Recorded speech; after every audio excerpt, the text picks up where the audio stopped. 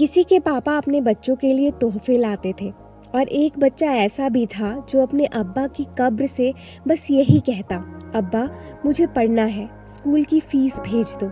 ये उसी बच्चे की कहानी है जिसका नाम था रेहान। रेहान के अब्बा का साया उसकी छोटी उम्र में ही उसके सिर से उठ गया था।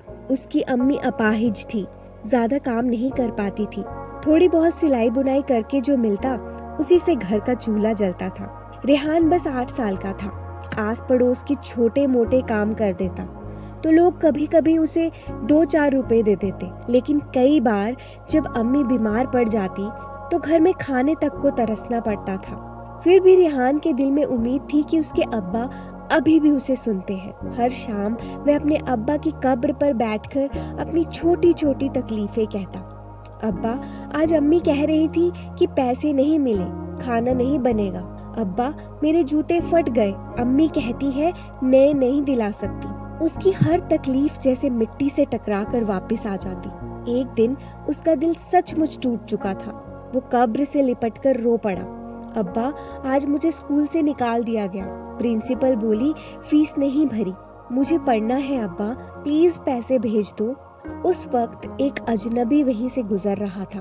उसने मासूम बच्चे की बातें सुनी और उसकी आंखें भी भर आई।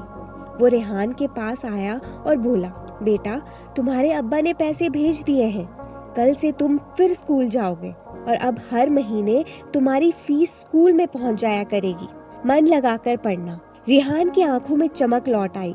उसने उस आदमी को मासूम मुस्कान के साथ शुक्रिया कहा और दौड़ता हुआ घर चला गया। साल गुजरते गए। रेहान ने कठिनाइयों और आंसुओं के बीच पढ़ाई जारी रखी और आखिरकार डॉक्टर बन गया।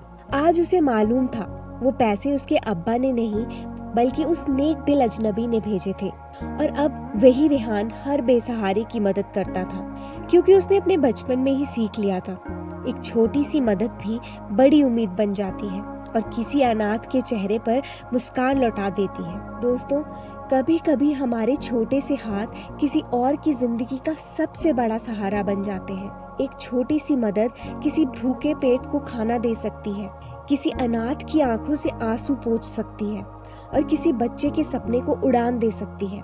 सोचिए, अगर हर इंसान किसी एक जरूरतमंद का हाथ थाम ले तो ये दुनिया कितनी खूबसूरत हो जाएगी।